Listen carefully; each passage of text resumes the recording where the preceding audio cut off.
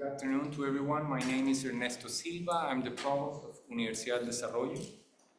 And I'm really happy to welcome you all to this very important event, Instream Minimum Flows, Experience and Lessons from California to Chile. Here at Universidad del Desarrollo, we're working in different areas to develop knowledge and contents and partnerships in order to address challenges that are relevant for the country.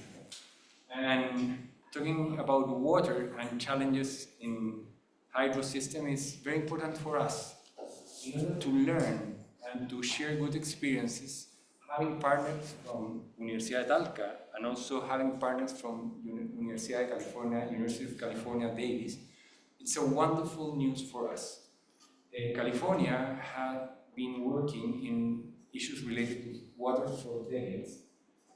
We have similar conditions and similar problems, so we have a lot to learn, and I hope in the future we'll have a lot also to share. In terms of collaboration, we have been working with UC Davis in different projects over the last decade, not only in this one, and we have had so far a wonderful experience.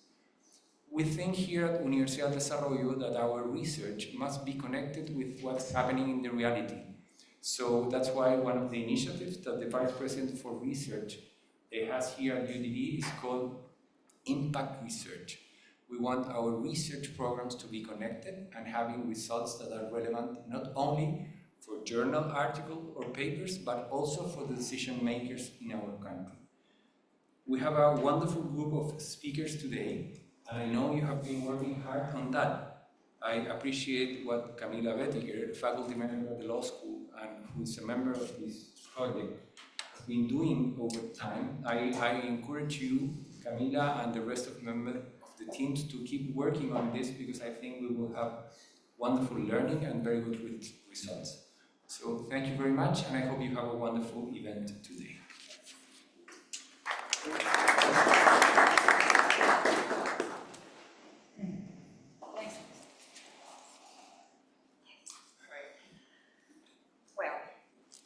Good afternoon to all English and Spanish speakers.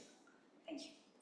I've been the last 5 days talking in English, so I hope I won't falter to our Californian audience. I'm just going to take 5 minutes to tell you why we're here, why you're here. Dear selected audience, this is not open to public. You're either academics or authorities or relevant people in the water management area in Chile and in California. We have, besides our in-presence audience, we have of 20 connected online people in California, which I very much appreciate. And why we're here? We're here to show you what we, this team that I'm going to present to you, have been doing for the last year, I think, in this project, which is an ANID funded project, an international collaboration project between Universidad del Desarrollo, UC Davis, and Universidad de Talca about the minimum flows and information uses in superficial waters. And that, just like Ernesto said, California and Chile have similar geographies, so we can mirror each other in that term. So we wanted to know, Diego and me, and Roberto is now following us in Barcelona, and Claudia and the other Roberto of Universidad de Talca, we wanted to know if the same challenges that we faced, they faced also, and how did they address them. So if we could learn from them, and maybe you could learn from us also, because we should about that, right? So what is this?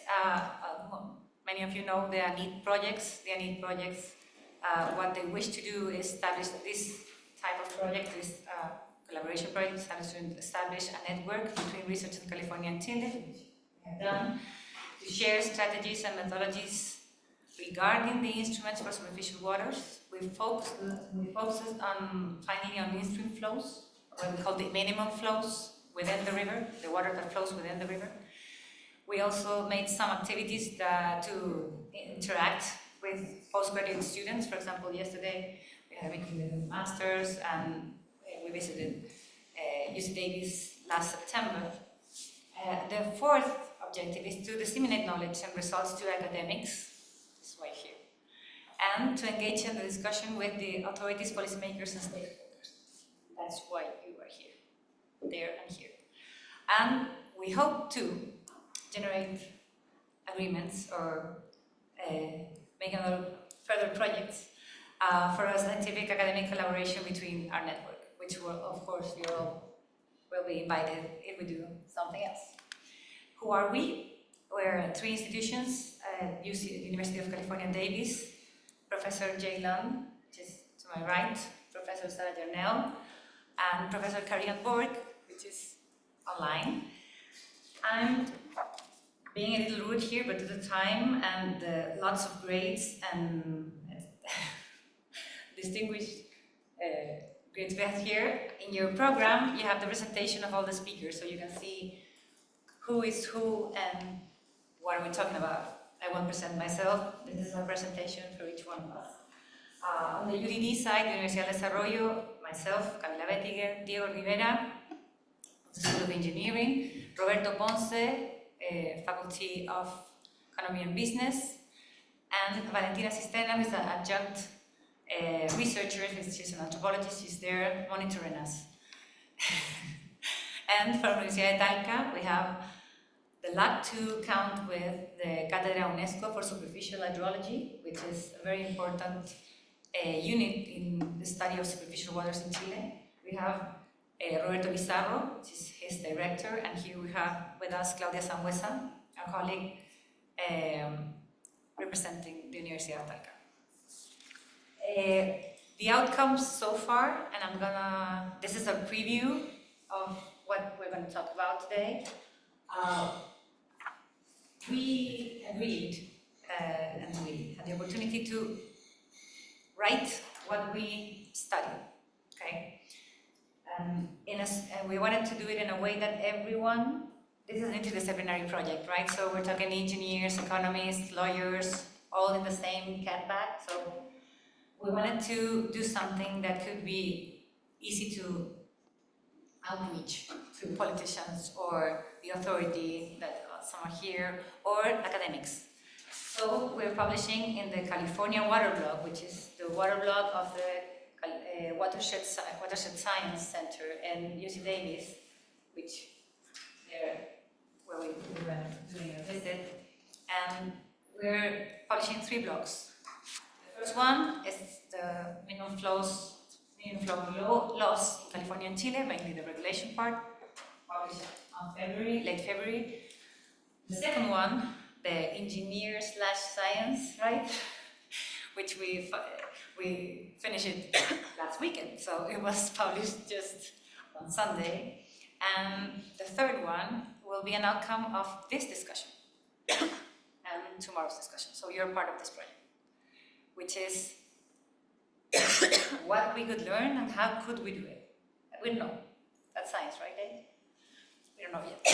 So this is our project. We're going to start, you have the program, we're going to start with the panels, which are first with Diego Rivera and Roberto Ponce, and then law, and my part, and Karrigan's.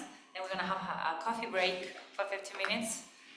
One thing that's important is that due to the time, we're trying to make this as efficient as possible. So if you have questions or comments, please write them down, and we'll provide you an email to where we can receive those questions, and we will use them in the final panel. We will not doing on by voice questions, because also we need the translation. So we're using that, but feel free to comment or attach something into that email. That email is one of our assistant researchers, so he will compile that. And then we have the second panel with Sarah and Yarnell first, and Professor Jay Lund, and finalizing a discussion with Claudia. And then That's so you stay till the end. We have a very good closing coffee outside, in which we hope we can all chat. And Jay and Sarah and me, or Diego, all of us, want to have a chat with you outside, one-on-one, everyone. So we're going to go smoothly through the questions and go to the coffee at last. Okay? That's the program. Let's get started. Thank you.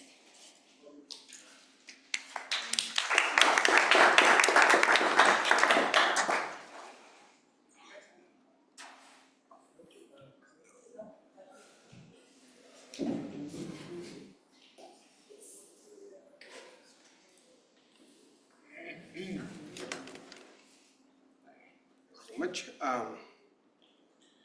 As usual in my presentation, I will take a picture because I need proof that I am working. My wife, say hello. I am not yet having coffee.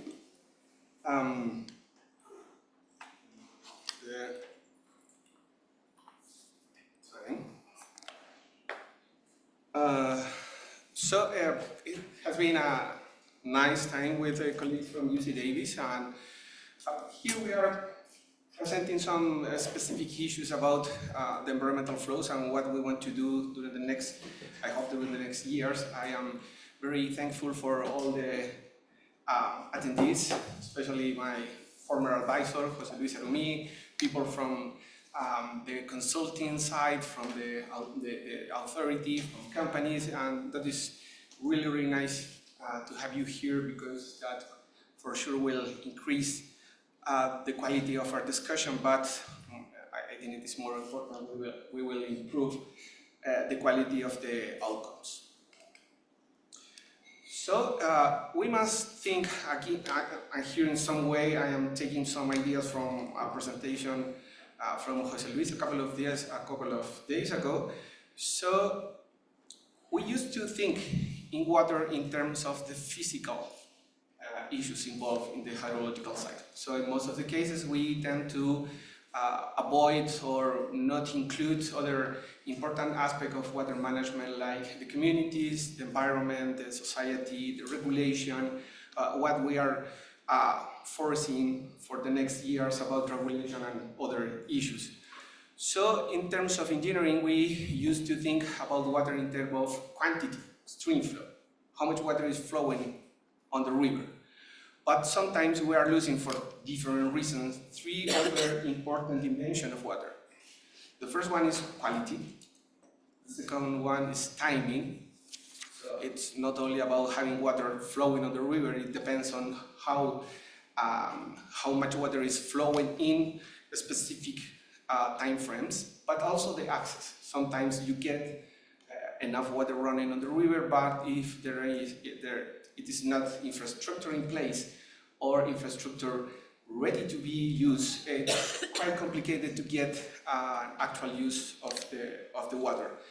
Indeed, this fourth dimension, it's not completely described on the literature. It's kind of new concept we are developing, but it's deeply rooted on the socio-hydrological framework, which it is a really interesting issue to discuss in some way, because put water on the center and shows that there are three main dimensions: the environmental dimension, the social dimension, and the physical dimension. So again, as engineers, we tend to use quantity as the best proxy about the health of the river, but we must keep in mind that there are other dimensions with more importance in some cases. Then we have more operational issues, and that one is how we are able to make a conversation about demand and availability. In most of the cases, infrastructure and regulation, it's related to water availability. That means that we try to understand how much water will be on the future, and if, as we are experiencing now, there is a decrease in availability, we try to think how to becoming rainmakers instead of water savers. And that is an important issue, because the literature is also moving to more demand management instead of only focusing on availability management. So that is one thing we need to talk very deeply during the next years, because there are two jokes about that in some way. The best way to make rain is to gather people working on water resources one day, and it is supposed that during the next day we'll enter a frontal system in the south, so that's good. But we are not in a position to rely on the randomness of the system. We need to think very quickly about how to manage the demand. And the last column of concepts, it is about the users: cities, communities, the environment, agriculture, mining, tourism, recreational uses, another one, hydropower, and a lot of them. And we used to think about very specific uses in terms of demand or availability, and we tend to focus only on quantity, and that could be a problem. So, when we are thinking about environmental flows and the environment, one of the problems is that if we put all this together, in some cases, we try to get everything into one bag and try to get the silver bullet for that. And that is quite difficult to do because there is a lot of decoupling between the spatial scales, the temporal scales, another one.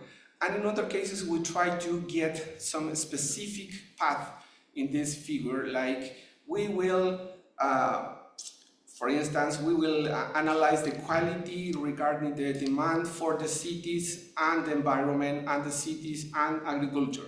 And we try to get a really good model in some cases about, and we are able to do it, of one specific path. And then we try to generalize that into what will happen with the communities and the environment. But that is not completely, maybe it's not the best way to do it because we have another uses, another dimensions interacting within the basin. We must take into consideration what is happening beyond what we are working at that is a specific project. So we have to start thinking, and in some way I'm also thinking in the next project, to think about what are the expected and desired outcomes of what we are doing. So we want to have environmental flows on the river, but for what? For whom? When? Who pays? Who has the data? Who will be in charge to change or make the amendments on the regulation in order to get that expected and desired outcomes? But expectation and desires are part of communication with the communities and other stakeholders. So I think that one of the main problems we will face during the next year is how to put all this knowledge and all this expectation into the table and to get actionable conclusions, not only another law or not only another regulation. So we have to move from tools to frameworks. We need to move from just calculating monthly means into frameworks because a framework will be able to give us the flexibility to explore what's happening besides the path we are choosing to study. There is another issue which is completely on the table now, and that one is the data sufficiency. But in some cases, I think, and this is my personal opinion, we used to think first if we will have enough data to do what we want to do. But sometimes what we need to do is to have an honest conversation, get the expected and desired outcomes, and then define if the available data will suffice for the outcomes or not. The fourth comment in this is about the community engagement. Because if we are expecting to get the opinion from communities, we need to be able to get that knowledge, the desires, the needs from the communities again, into numbers, figures, actions, not only in terms of a narrative or an argument. In some cases, just inviting people to the table and just let them to speak is not actual engagement. It's just a way to fulfill with the law, but we are in the spirit of the law, which is full engagement and full communication with the communities. And in that case, I know there is a lot of political, methodological, and other issues to have in mind, but if we have a framework to do that, we will be able not only to provide the expected and desired outcomes, but also we will be able to translate or generalize what we are doing in a specific community to other communities. We will be able to validate that what it is in the report, it's actually happening on the territories. Otherwise, we get really good narratives, really good meetings, but in most of the cases, there is a lack of formality in some way, in the way we are approaching the community engagement. So, one of the problems is that Chile has many regimes and many territories. And there is a lot of questions we can start putting into the table. The first one is the resolution. First, with environmental flows, we think about annual meets. That was a first step, a good step. But what was useless regarding the diversity of water regimes we have along the country. Then we moved to the monthly averages. But we are still missing a lot of processes within the river and close to the river that are not being captured by the monthly values, like the daily values, the hourly values, and temperature, biodiversity, number of species, the amount of groundwater going to the system, and other very, very relevant issues.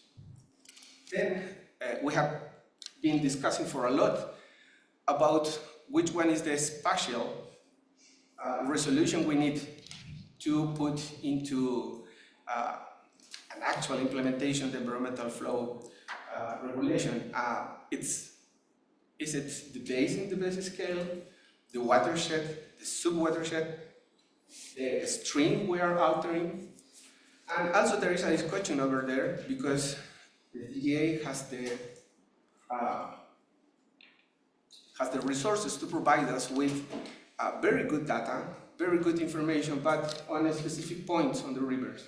But when we are moving, for instance, to a small stream close to the Piedmont or close to the Andes, the data is not in place, but not because the government doesn't want to give us the data. It's because it's not part of the mission of the state. And the other side, we, from academia and also from the consultant companies, we are in some way demanding for more information, but I think we have to move forward and start providing information and generating information right now. So instead of waiting for the Resolución de Calificación Ambiental, which is the last administrative act for a specific project, we should start very early getting all the information and provide that information to the authority, but also to other consultants, because that is the only way we can increase the amount and the quality of the data we have. But at the end, I think one of the most important questions regarding environmental flows is that why we are using stream flow data. What do we think we are capturing in terms of hydrological processes, ecological processes, social processes, just in one number, the amount of water crossing a specific section of the river. So, if we think in terms of cubic meter per second and a specific station, we are thinking that that variation in the stream flow, it's giving information to us about the rainfall runoff processes, but also there are specific changes in the land use that could affect the stream flow. The groundwater, the surface water interaction, that was my doctoral thesis ages ago, how that is affecting the stream flow and keeping, for instance, the summer flow and the base flow in most of the watersheds in the country. But also we have a specific issue, and that one is related to the extraction and returns of water within the watershed. That is a problem. I have had many conversations with many of you about, is there any information about how much water is being discharged from the treatment plants to the river? Do we know how much water are the agricultural actually using into the process and returning to the river through diffuse pollution or some drains and other infrastructure? And the answer is no, we don't know so much. And we can calibrate a very sophisticated hydrological model, use very sophisticated tools, try to put artificial intelligence and other issues into the model, but at the end of the day, just using the water rights information will give us a sense about what is happening, but it's really hard to get what is actually happening within the basin. So I think we have to move forward about the importance of the within domain fluxes. That means data, that means have more information, and maybe have a reglamento or a guidelines to use the information from the effective water use from the DGA and other sources in order to get that information into the models and to see how these fluxes changing in space and time are shaping the watersheds. Because this is not only about how much precipitation is falling into the watershed, it depends on how this water is being used and being redistributed between among different users. But also we have to think about other in-stream and off-stream variables that could be useful to set the outcomes and to set what we are expecting to have as an outcome when the regulation is in place. And I'm not sure if this one is the last one, no. But I have two key messages about this because I am running out of time. The first one, Atlas del Agua. We were discussing in some way a couple of days ago.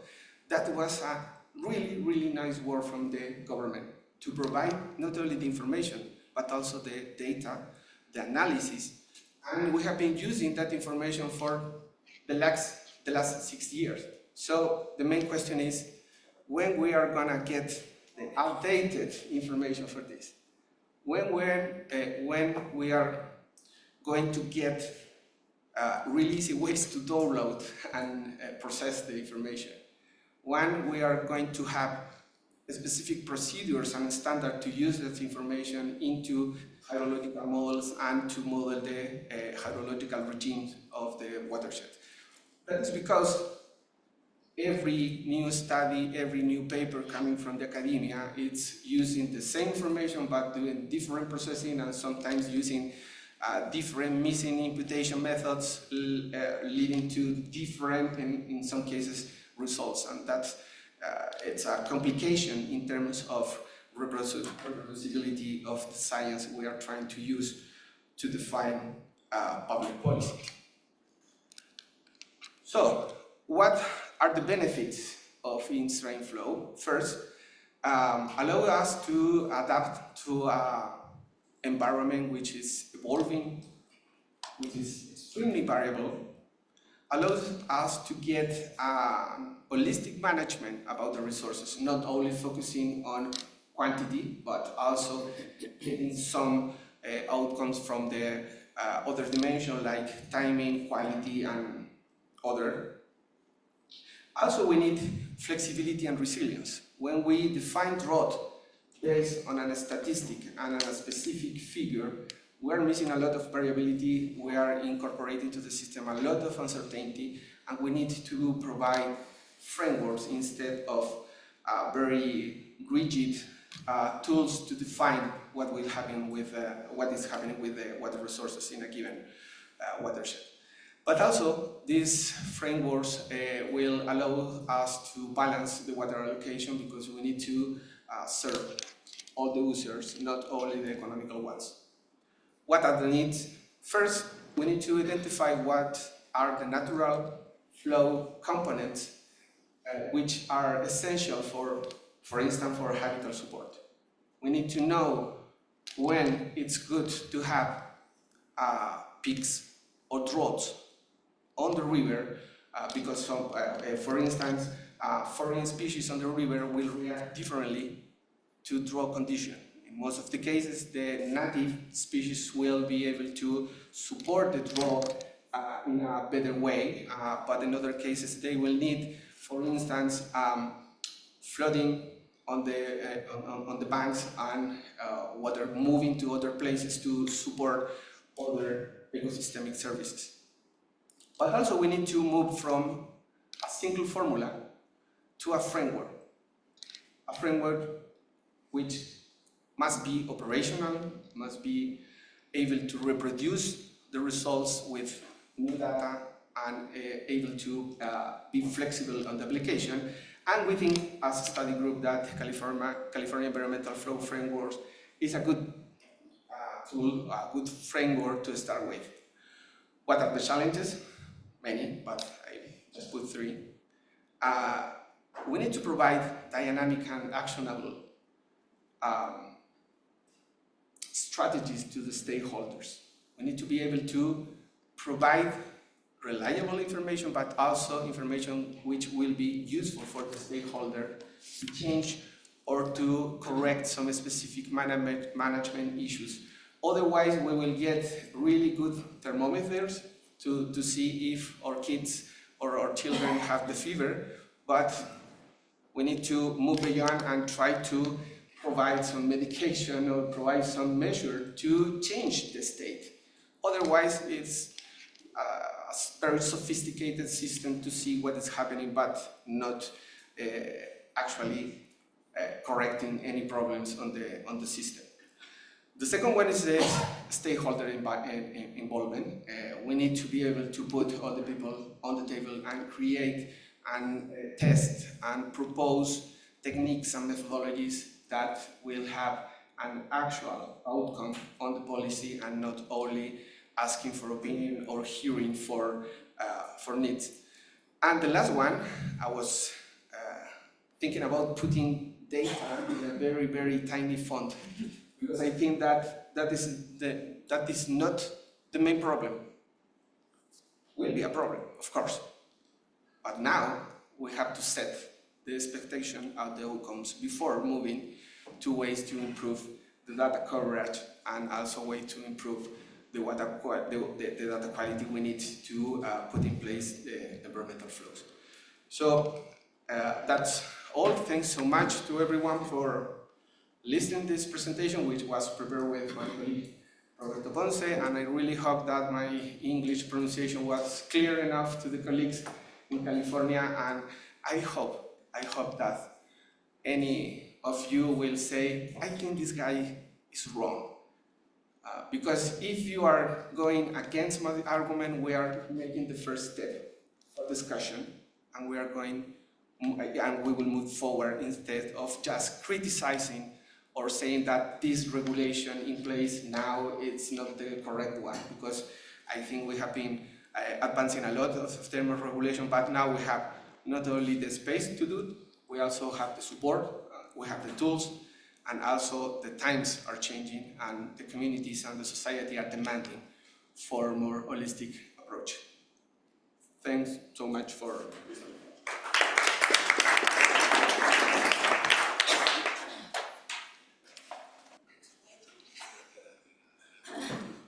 All right, can you see that presentation okay?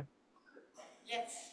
Wonderful. Well, thank you so much. I'm really pleased to chat with you all, and I'm sorry I can't be there in person, but I appreciate your finding a way that I can still stay involved with this effort.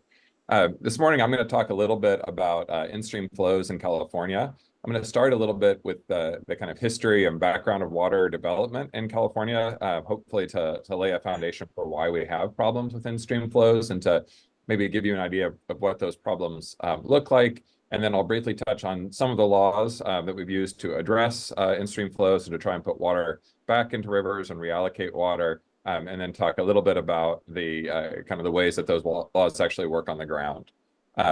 So this picture in the background of the title slide is a dam called the English Dam or the Rudyard Dam. It was actually built in 1857.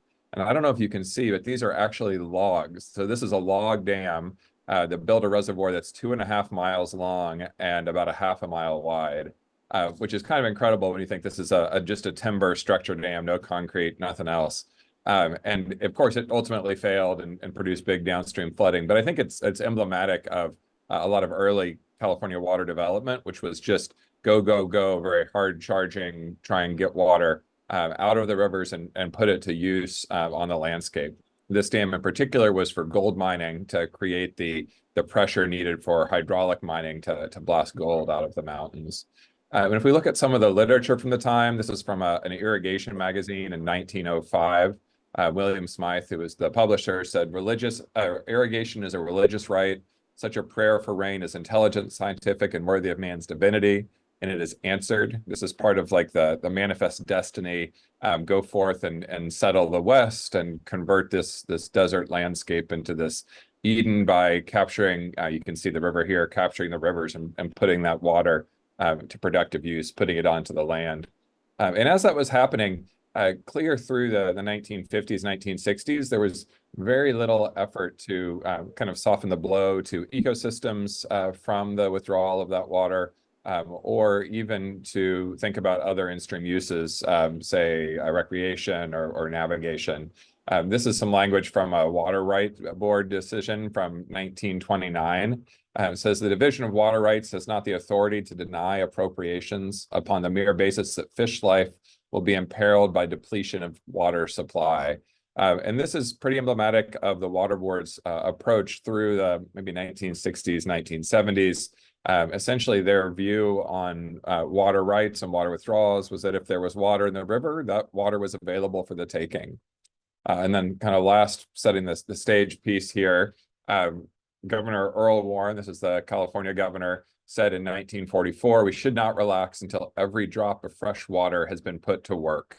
And work doesn't mean just flowing to the ocean. Work meant coming out of the rivers and producing mostly crops on the land through irrigation, but also, of course, some urban supply and some industrial supply.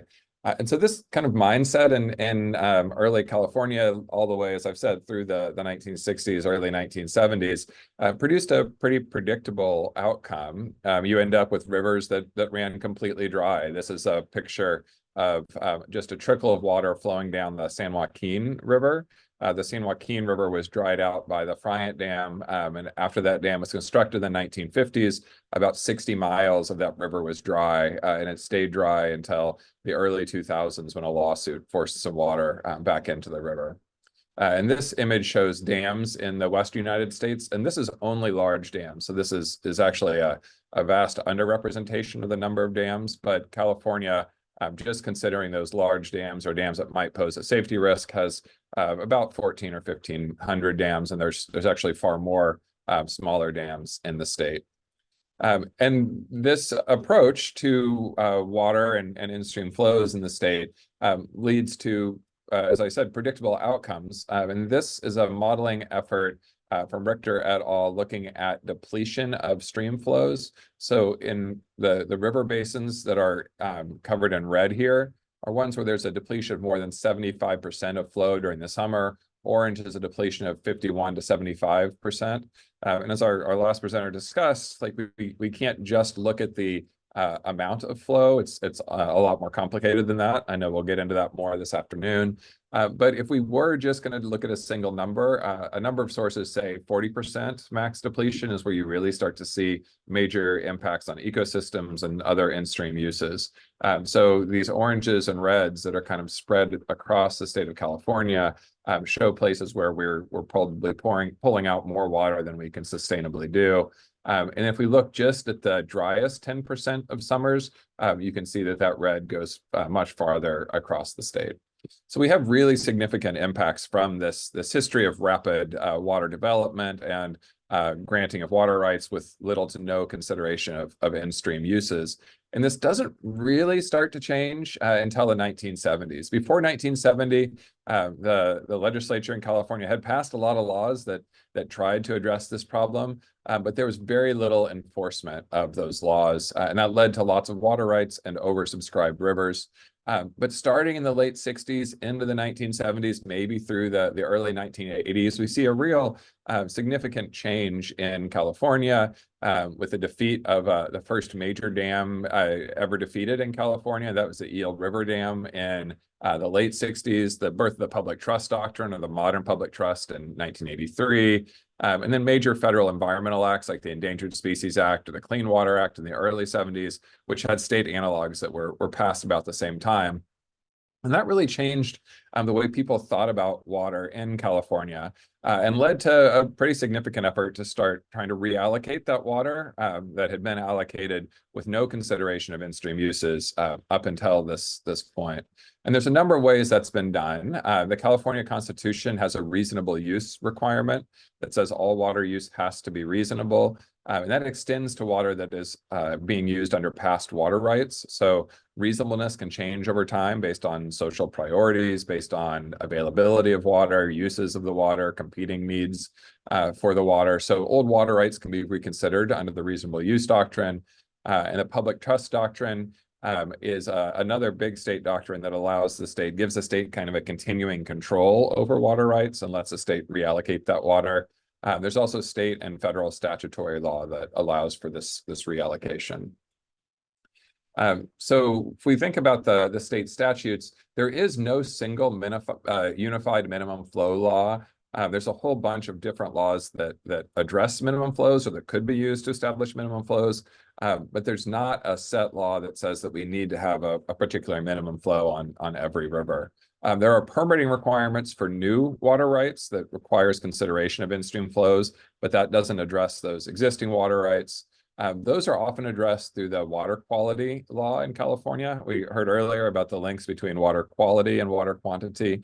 And so when California regulates water quality and the uses of water bodies under its water quality law, it sometimes reallocates water to protect those in-stream uses. 5937 is a state law that's seen a lot of use in particular places. It addresses dam flows, so flows below dams, and requires enough water to keep fish in good condition below dams. And then there's things like California's Endangered Species Act or Water Quality Act or Wild and Scenic Rivers Act that can also be used to keep water in stream. At the federal level, again, there's no minimum stream flow law, but again, a number of laws that can result in protection of minimum flows. So the Endangered Species Act protects waters that have listed species that have been designated as species in need of special protection under the Endangered Species Act. That Endangered Species Act can require additional flows for those species. The National Environmental Policy Act requires the federal government to consider the impacts of actions that it's taking. And that can help convince the federal government to leave more water in rivers for in-stream uses. The Federal Energy Regulatory Commission regulates non-federal hydropower dams and can require releases from those. And there are also tribal fishing rights. So a number of tribes, particularly in the northwestern or the northern part of the state in California, have rights to fisheries, and those rights to fisheries have been used to protect some in-stream flows. So to kind of pull this all together and sum up here, the primary challenge that California is facing is changing these past allocation decisions. The vast majority of the water in the state was allocated before 1970 under water rights that didn't consider the environment and didn't consider in-stream uses. And so the state's now struggling to reallocate those water rights. In doing that, there's not a single minimum flow law that the state can rely on. Instead, the state uses a portfolio approach, relying on various state law doctrines, public trust, reasonable use, the statutes that we discussed, and federal law, and really a portfolio approach to enforcement. So state agencies can enforce these laws, federal agencies, private citizens. There's citizen suit provisions in some of those state and federal laws, and particularly under the public trust doctrines. So private citizens and nonprofits often sue to put water back into streams. The net result is that only a very few rivers and streams actually have minimum stream flow protection under these laws at this point. And in almost all cases, that's been driven by private litigation. The California experience shows that state agencies and federal agencies on their own tend to lack sufficient political will to protect in-stream flows. But this conflict, the conflict that's created by the private litigation and by the portfolio approach to minimum flows, does produce some collaboration and produces collaborative results. And that's probably been the biggest effect of those laws, is not direct enforcement, but getting parties to the table to come to agreement about what flows should look like on rivers to protect ecosystems and other in-stream values. And that's it. Thanks, folks.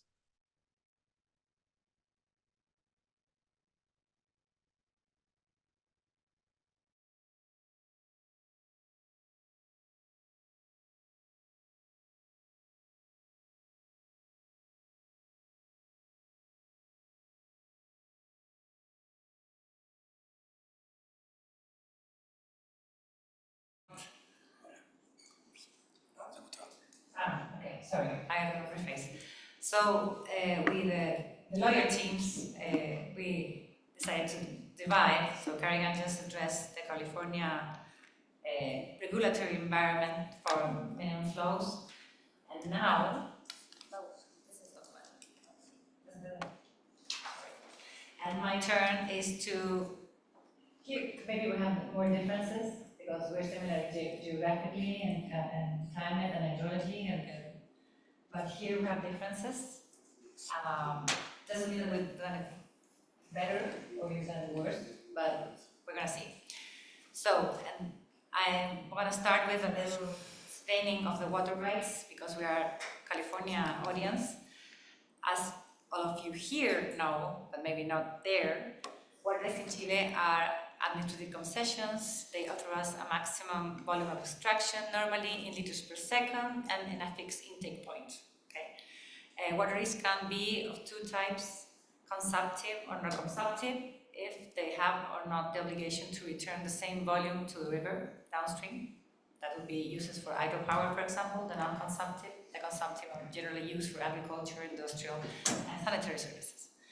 Then we have another two categories, legal categories, which are what in California would say are senior and junior, like how do you, whether they have the priority to extract or divert water before others. That would be our permanent rights, which would be they always get a share within the flow of the river. They have to downsize between them. Now we have a prioritization of sanitary or human consumption, but until recently, all the uses were in the same proportion. Or the eventual, which are the union rights, which only get flow when their other ones have been already fulfilled. Then the other category, we have continuous or discontinuous rights. This is something that we were talking about it in California as well. Water rights that can be exercised only in several months of the year because of, for example, the snowmelt. So we have in time, we maybe have rights for months or for some periods like that. What are the characteristics of our water rights? This is the legal part. After two tries of a constitutional amendment, new constitutions and a new water code, we continue to have, and I like it this way, this is my opinion, transferable, sort of proprietary patrimonial rights. They're of the persons, of the holder, but they're subject to upon termination. They could be terminated. If they if you don't use the water, you could lose the right. If you don't use the water, you have to pay a fee. Those are changes of the amendments. And regarding the term, which is probably the most complicated characteristic, is that the old water rights, like the 80s model of water rights, are indefinite. They don't have a time period. They won't expire unless you lose them. But the new ones, so the 22 model water code, should be up to 30 years period. So we will have sooner years or so two categories of rights: the indefinite and the the temporal ones. What's the history in Chile of the in-stream flows? Before the 1980s, as in other parts of the world, there was no limitation of extraction into the water rights in order to avoid drying of river courses. So like the picture that Karrigan showed, like every drop had to be used until a long days were flowing. Non-used water was wasted water. So we heard a lot of people saying that the water that goes into the ocean is wasted. Yeah, it's a view that's very 80s. In 1982, the DGA, the Water Authority, sorry for the California, the Water Bureau, the DGA or Water Authority, started imposing ecological flows. Although in the code there was nothing authorizing them to do it. So between 1995 and 2005, the DGA started imposing what they called the minimum ecological flows to all the new water rights as an administrative practice. Of course, as any other administrative practice that goes beyond the law, it was challenged, but it was, the rulings in the Supreme Court gave them the authority, they gave them the right to do it. They felt they were doing a good thing. The argument to the DGA was that they were guarding the environment because our constitution gives the state the duty to preserve nature. So that would be the legal cause or the constitutional justification. On the other hand, in the other rail, they have water law, environmental law, and they evolved in parallels until one day they clashed, right? I'm a professor of both, so I know the mixture. In 1997, the environmental assessment system for projects started requiring an environmental flow, not a minimum ecological flow, not the difference, for all projects that diverted water. So each project had a certain in-stream flow that they should let pass the river at their intake point, and it was only for the project, and the purpose was to maintain the other uses, but not only nature uses, but also other uses within the river course, like natural life, but also anthropic uses, what they call a holistic approach, like not only nature, not only species, not only the ecosystem, the fluvial ecosystem, but also others. Could be communities, could be tourism, for example.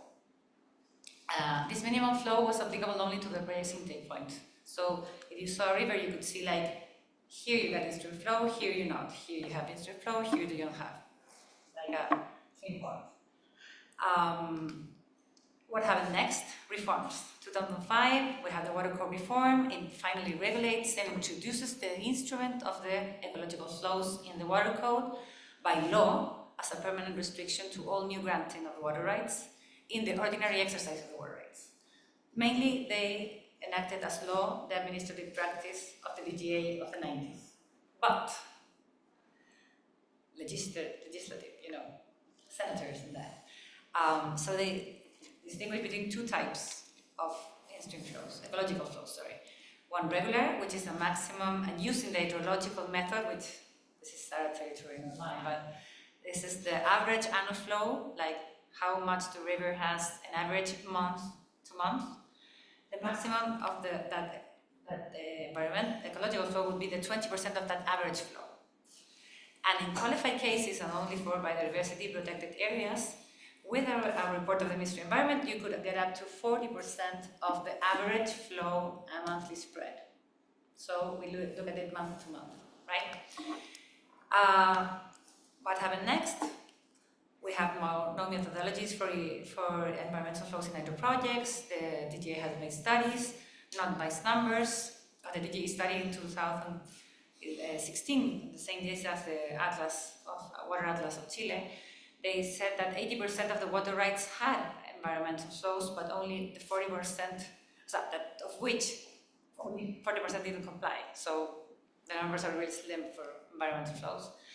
And 2017, the 7% of water rights had an environmental flows, and then we have we don't know how this is going to go because it's pending the regulation to adjust existing water rights, the old water rights, the Model 80 water rights, and previous only. We had not only Model 80, we had models like the 1800s, and here I have some colleagues that deal with that. We have colonials water rights. The question is how that we're gonna adjust them to an in-stream flow. Still to see. So, what I got out of this, there's the concept and types of minimum in-stream flows again in Chile. My theory is that we should call this, and that's why the project is like that, minimum flows. And the concept is that the minimum flows is the flow that needs to be maintained in-stream in the river to protect the river life or certain uses that deem to be protected by law. The ecological flow is the instrument that uses the DGA to maintain the natural life of a river, so it could be like the preservation object, the purpose of preservation, just nature. And the environmental flow would be a minimum flow that allows the maintenance of other uses, like means of subsistence, welfare of the people, or tourism and more. So in that scale, ecological flow would be like the first threshold, and the environmental flow would be the next. And that is my proposal for a classification. You know, lawyers would like to make boxes of everything.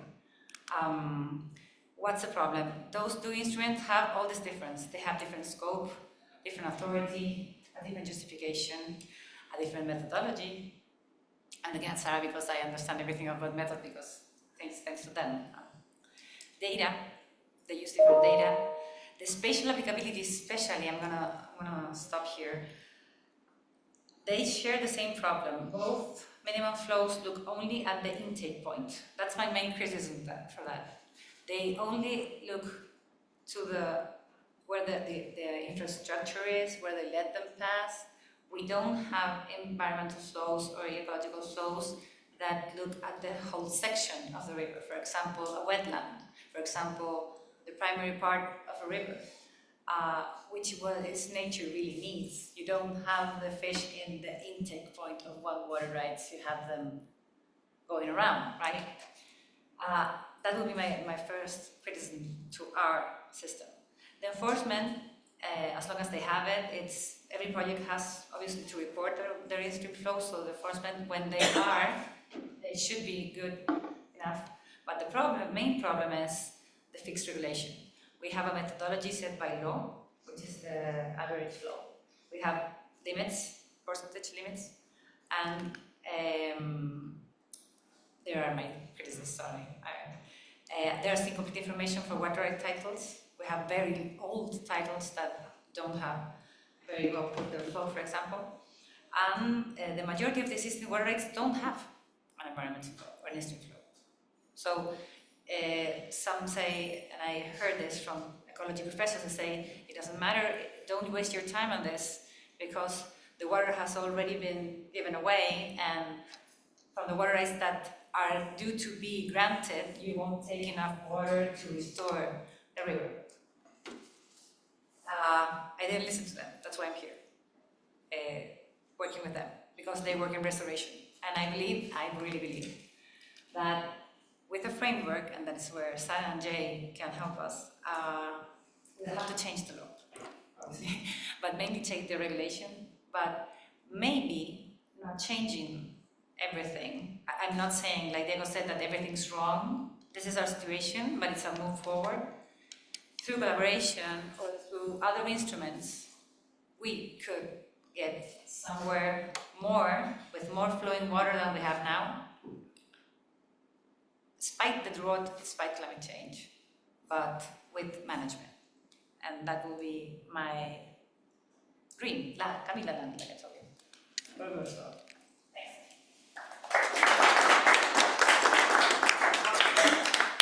I'm on time. Thank you for your patience. Now we have a little coffee break. You can put your, we're gonna put here the mail where you can put your comments or questions for the final part. Please, if you have some comments or questions for us, we will be happy to receive them. In this mail that we'll put here. And coffee, 50 minutes, and then back to the other presentations, and I'm closing. Ahí está Daniel. ¿Lo puedes poner de nuevo? Ahí sí, va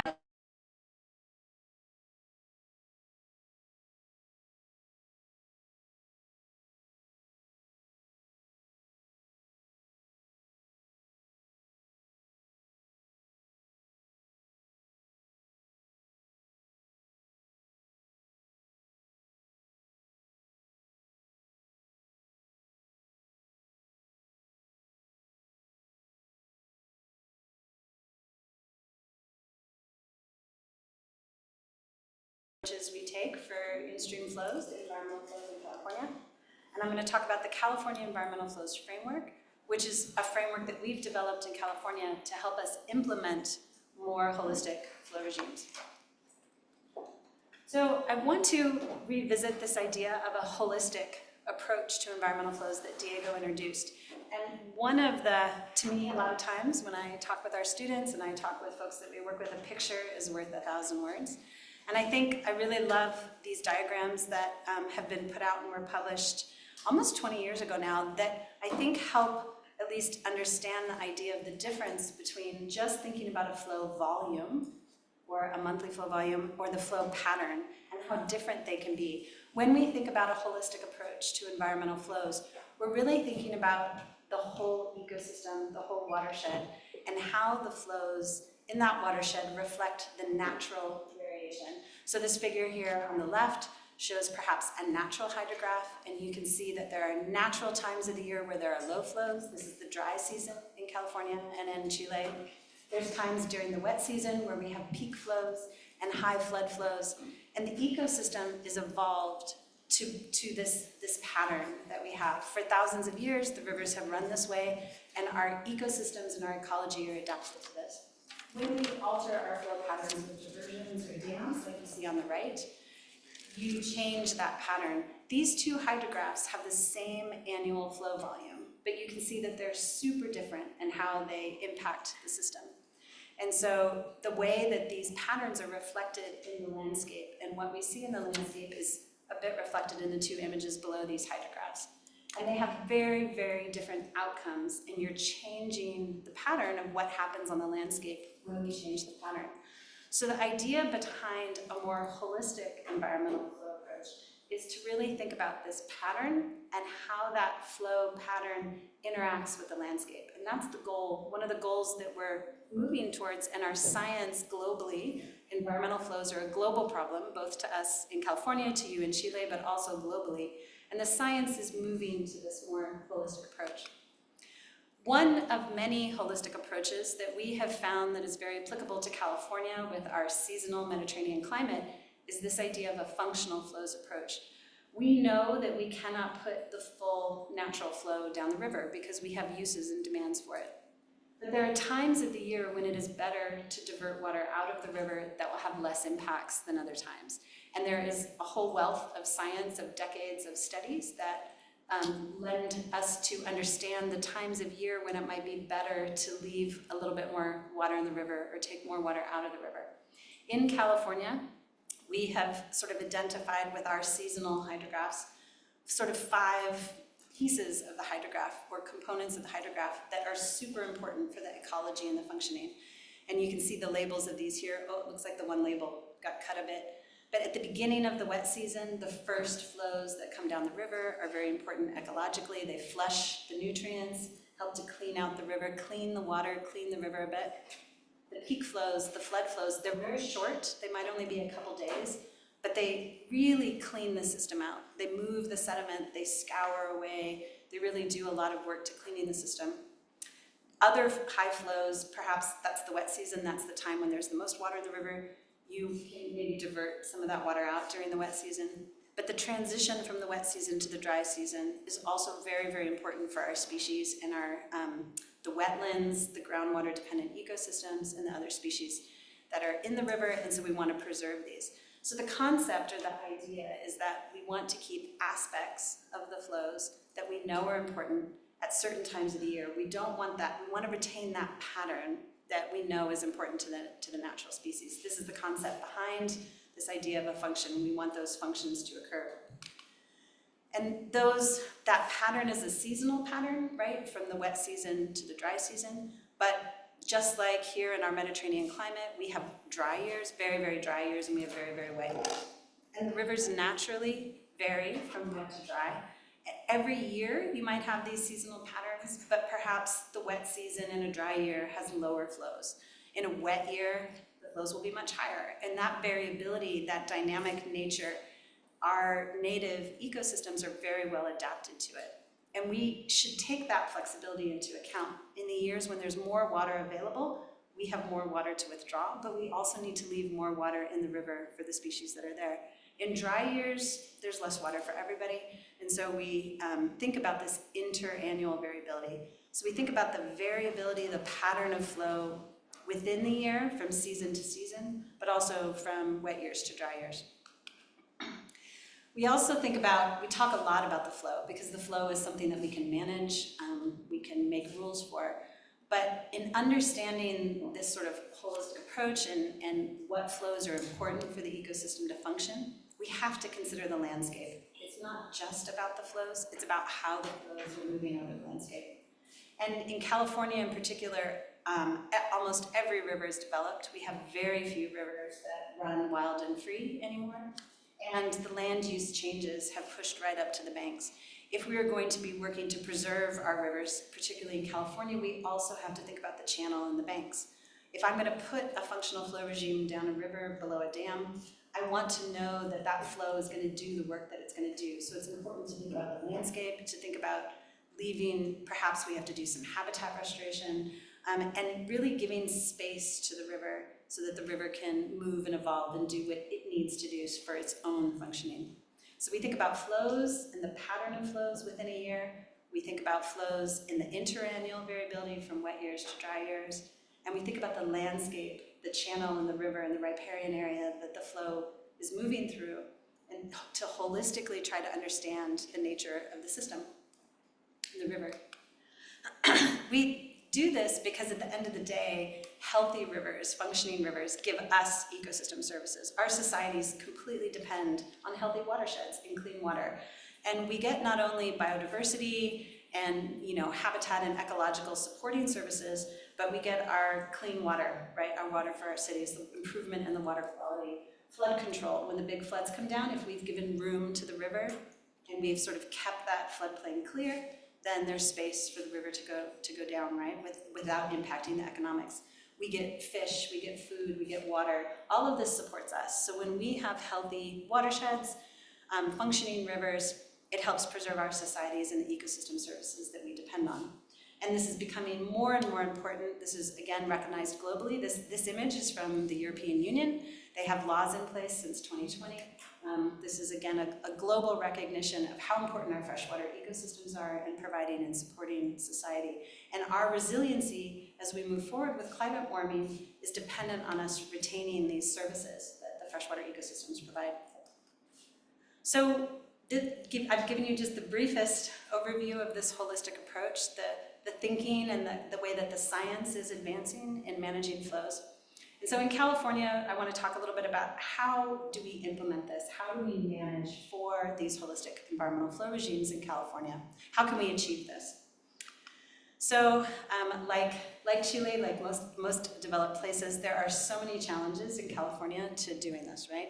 I have learned since being here, California spans about 10 degrees of latitude. Chile spans 40 degrees of latitude. It is mind-blowing. It's the equivalent of going from all the way down in Mexico and Baja California all the way up to Alaska. So we recognize that California in itself is so diverse, but we are really like the central portion of Chile, right? But even in California, right, these pictures reflect this, we are flipped, right? So our south is dry, our north is wet. In the south, we have deserts in the bottom part of California. This is down by Los Angeles and San Diego, like this photo at the bottom. In the central part of the river, we have, in the central part of the state, we have these oak woodlands, Mediterranean, and in the very northern part of our state, we have forest. So these are very different regions, even within California, right? Very complex, very diverse. 95% of our rivers are altered, diverted. You saw from Karrigan, right? Most of our rivers ran dry until the 1970s. This map here to the right shows the degree of alteration at all of our gauges in the state. We have about 220 gauges that have long-term flow records, and we tend to remove the water in the winter, and in many places put water back in the river to deliver in summer to agriculture. So that pattern of flow has been flatlined. We've lost our seasonality in our flow regimes, and we've flatlined it, and that's what this graph on the right is trying to show. So a very diverse state, very complex, and took many different demands depending on where you are in the state. So in terms of implementing and trying to manage the environmental flows and think about environmental flows in California, there was a need to really come up with a coordinated framework. But this framework had to be flexible, had to be able to deal with the diversity of our state and the many different basins. In California, as you heard a little bit from Karrigan, we have many laws.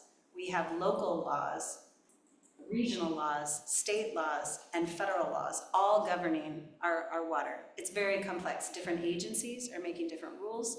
Each of them have different goals. We have these different watersheds from north to south, from the mountains that are snowmelt dominated down into the valleys.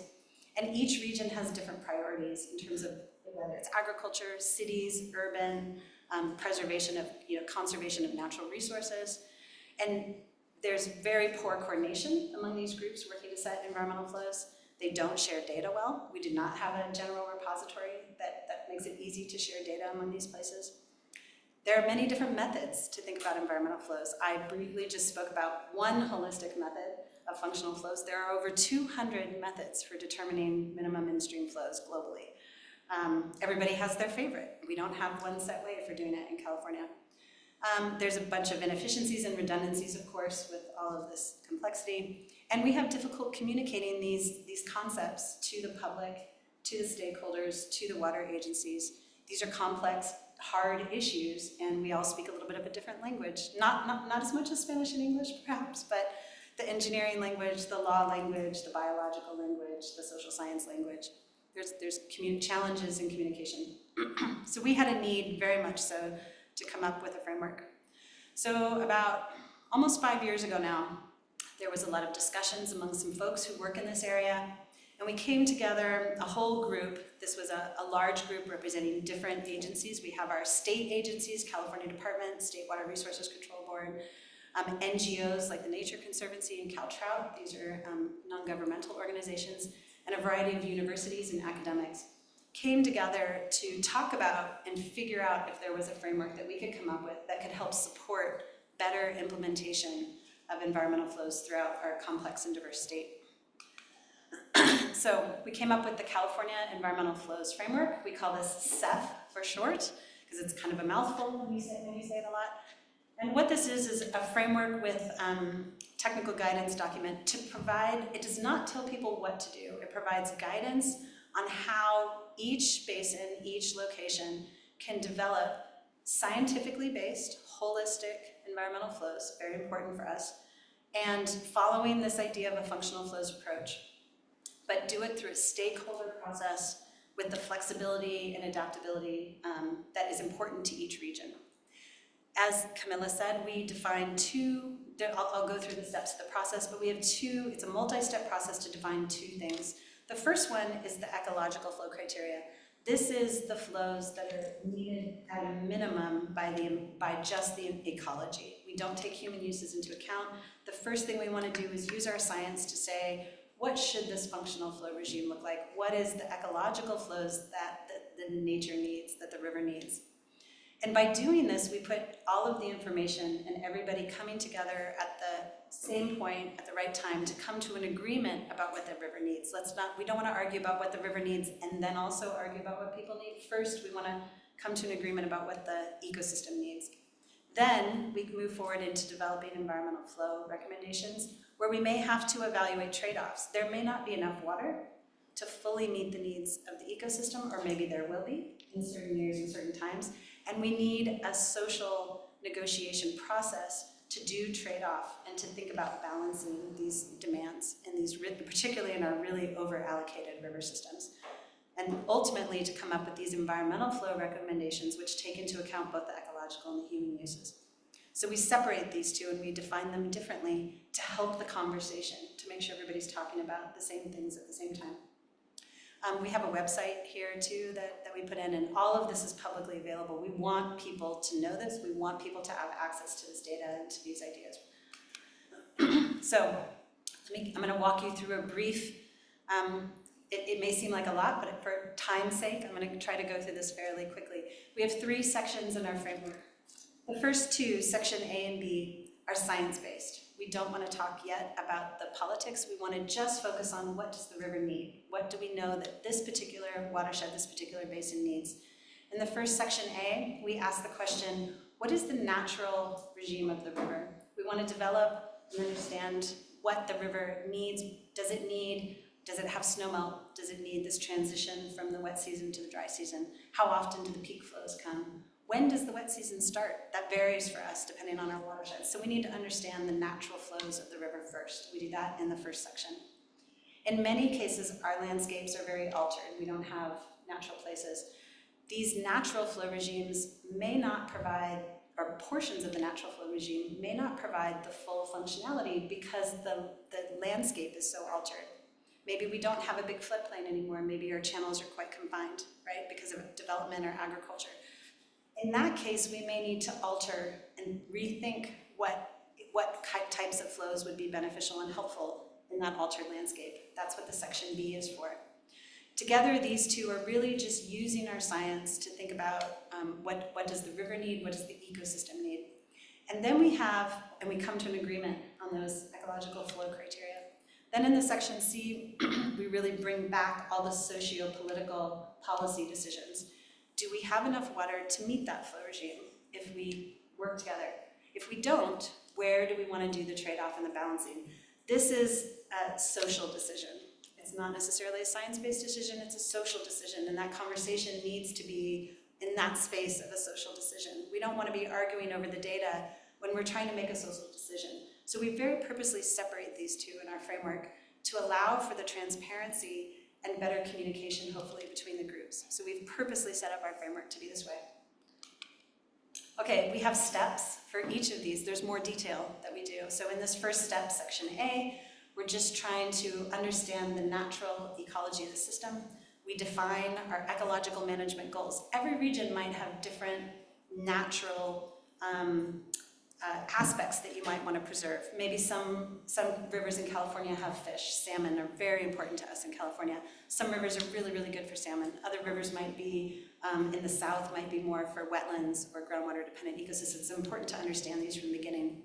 We go through, I'm not going to read these off, but we go through and determine what those 5 components that I mentioned earlier that you saw in the other graph, what's the range of those variabilities? We can put numbers on those, and I'll show this in the next step. And we're hoping to come to understand and quantify what these ecological goals look like. So getting a little bit into the engineering side of it, I'll just touch on it briefly. You can quantify and look at these flow regimes to really understand the ranges of what each of these important pieces are in the flow regime, right? We can talk about magnitude, we can talk about how much water should be in the river, but it's also important to talk about the timing. When should the water be there? How fast should the water go up and down, right? And this needs to be at a daily scale. Like a monthly flow for us in California is not going to capture some of the detail that we know is very important. We want to have the flexibility to be able to look at daily or monthly, range from year to year, wet years to dry years. These numbers will vary, but we can put numbers on them. We can quantify this. And this is very helpful in terms of communicating and moving forward. So we look at these metrics and we come up with these natural ranges of flows and metrics, quantifying these numbers for the first step of section A. Like I said, and then here's a graph, so similar to the graph that Diego showed, right? We have a variety of regions from north to south. It's wetter in the north, drier in the south. It's wetter in the mountains. We get snow. This is our Sierra Nevada, is over there in the yellow to the right. And the flow regimes there are quite different, right? They're a snowmelt-dominated flow regime. Over on the coast, it's very rain-dominated, right? You can see the differences in the 2 hydrographs between the rain-dominated and the snow-dominated. And so they have different characters to them, but we can quantify this by looking at those metrics and understand what is the natural pattern that we might want to reproduce in each of these rivers. In our central valleys, we have this mixed rain snow. Each of these has a signature and a pattern. They vary within the season and from year to year, but we can quantify this. And we can use this to help guide our functional flow regime. We have compiled this information. We've done a lot of modeling. I'm brushing over this very quickly. But we have estimated now through a large project over a couple of years what these functional flow metrics are for every stream reach in the state. And we've made it available publicly on a website. You can go to this website, you can click on any section of any river in the state, and you will get modeled estimates of both what the monthly average flows are and how they vary from wet to dry, but also those functional flow metrics. when does the dry season start? When does the dry season end? How big should the spring peak recession be? How quickly should it decrease, right? Like, what are the rates of change? So we can put this, we go through, we calculate this, and we make this is publicly available. We want everybody to have this information. This is part of the communication that's super important if we're going to come to an agreement on things. So we have these tools that we've developed to help support this. In this section B, there's a space and some steps to take into consideration the landscape changes, right? If it's in a highly developed area and we don't have a floodplain to spread those flood flows out, maybe putting flood flows down the river is not helpful. Maybe we need to rethink that. So we have some space to do a little bit more detailed look at particular aspects of the flow regime, to think about the flow ecology relationships and what's going to be most functional in those rivers. The outcome of this section A and B then is to come up with these ecological flow criteria, and some of these graphs here on the left might show what that looks like. They vary in wet to dry. They're not the full natural flow. We are allowing for extraction from the flow regime, but this is what we think is the minimum that's needed to really try to support the natural processes of the ecosystem. So this orange line might reflect lower magnitude wet season base flows because it's a dry year, lower dry season. Maybe there's just one peak flow that goes down to really try to help clean out the river. But in a wet year, our base flows should be higher. A longer spring recession, multiple peaks to really get in and do this work. Those might only happen 1 in 5 years, but we want to, this is the way that the natural system works, and our species are adapted to this. So this is the ecological outcome. We come to an agreement on what we think the river needs, right? And coming to this space to get us here, that's the goal. Then in section C, we have an additional series of steps. We identify management objectives. This region has a lot of agriculture. We know that we need to do diversions in the summer or maybe in the late winter for agriculture. How altered are our flows here in step 9? How close are we? Is it as bad as we think it is? In some places we've done these alteration assessments, and sometimes only portions of the year are altered, not the whole year. It may be that there's already places where you're not that far off of your target, and so that's helpful. It's important to understand that. We evaluate these management scenarios, and this is where you assess the trade-offs. Maybe we don't have enough water to fully meet the base flows. What would we like to do about that? But these are socio-political considerations. This is where the society the community needs to make a decision about what they want. What do they think is more important? So we have a space for this, for these negotiations and discussions to take place. You want to develop an implementation plan, a monitoring plan, and an adaptive management plan. And I'll show that on the next slide. But the outcome of this then is to come up with environmental flow recommendations and plans to move forward. We also purposely draw section C as an adaptive management cycle. This should be flexible. Sometimes we take our best decisions, we go make a decision and put the environmental flows into the river, and things change. Our society values change, climate change. We need the ability as we move forward, particularly with climate change, to be able to adapt. We need the flexibility that maybe we got it right, or maybe we got parts of it right and we need to change it. So we very much define and describe this as an adaptive management cycle and hope that it gets implemented this way. Okay, and this requires monitoring, and it requires the ability to continue to assess. We don't want to just put a flow regime in and walk away. We want to have funding to be able to monitor and understand if our decisions are helping and improving things in the way that we want. So the outcomes of this then is that we have these steps and processes, right? These sections where we focus the discussion on particular pieces to help with our communication. We have these ecological flow criteria. In California, these criteria are required by many regulatory processes at the local, the state, and the federal level. So we are supporting our agencies in their work by providing them this ecological flow criteria. In section C, with the negotiations, this is via community or stakeholder process. We come up with these environmental flow recommendations. And we have guidance for how to implement plans in different places, how to potentially do a monitoring and adaptive management plan. But again, this is guidance. We are not, if you read the technical report, people are like, you have not given us a method to do this exactly. And we're like, no, every basin is different. Every community group needs to understand, they will understand this. So there's guidance here in the framework. We're not telling people what to do, we're giving them suggestions, giving them examples from other regions that they may look to. So we want to do that on purpose. And then we have these online web tools that I talked about, so the database of natural flows, and as well as an information repository that are all publicly available. So just here on the last slide, just to kind of finish up with where we're at in California, this process has been supported by the agencies, many of our state agencies. It was included in our governor's water resilience portfolio. This is seen as one of our methods, along with a lot of restoration, green infrastructure, one way to think about trying to be more flexible and adaptive as we move into our changing climate. And so we have working with our agencies to develop this allowed them to be on board, right? No one likes to be told what to do. We always want to be brought into the conversation, and we want to be part of the conversation, and that's where success comes in, is when the groups are deciding together. That's my opinion. And then we have multiple case studies that are in development. These are some of the rivers where, under different circumstances, we have groundwater, surface water concerns in many places, and this approach has been really helpful to help with that. We have cannabis, marijuana grows, and permits that are happening. All of these processes that are regulated, all of them at some point come back to understanding the minimum in-stream flows. And so we are hoping that this can help. Even in the Los Angeles River, which is a concrete river, you've seen it in the movies, they drive the cars down, there's an effort to try to bring green space back into the LA River. There's a big push to do restoration and add green space, and they are also using CEF to try to, through the community stakeholder process, to try to understand what people want. So we're excited that this is starting to move forward. I'm sure there's gonna be a lot we're gonna learn, and things that we will discover maybe is not quite right, or tweaks. We see this as a living document, that we also think this could be updated as we move forward. And so I'm not sure on our time, but I'll end there. I didn't get the 5 minutes from Valentina, so I think we're okay.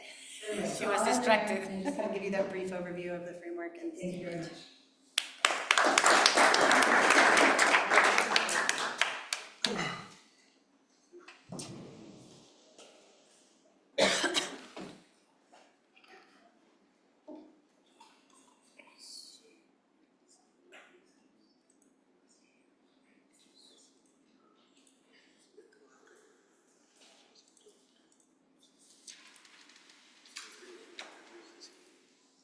So you've seen these maps before. This is Chile. Anybody confused on this? And then here's California, but reversed so that it looks more like Chile hydrologically. So a couple of things I think are really interesting about this. One is Chile is really long and thin. This is my big scholarly conclusion. You span 37 degrees of latitude, from some of the wettest parts on Earth to some of the driest parts on Earth. You've got 130 river basins. California, we're just short and squat. We span about 10 degrees of latitude, and for the United States, we are highly variable. We have some areas that are almost as wet as very wet parts of Chile, and we have some, because zero is so close to zero, we have your driest places and our driest places are almost the same in terms of dryness, because you can't, well, actually they're negative, because if you have water, it will evaporate at different rates. Okay, so what I want to talk about is, how do you deal with this variability for environmental flow regulations? And how do you, and change? Because California has had a very dynamic society, geography, climate. Chile also is having such dynamism. So the thing that you did 100 years ago is probably not what you should do today. The things that you're doing today is probably not what you should be doing 50 years from now.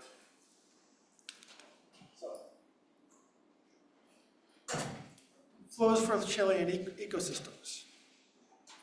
You've got it's big, long, 130 river basins, all different because they have different hydrologies, they have different uses. And then within each river basin, you have a whole nother dimension of variety going east and west. You've got the headwaters. Anybody hike up in the mountains? Yes. Yeah, it's nice up there. It's very different than as you move down the river. You don't have a lot of wetlands at the top.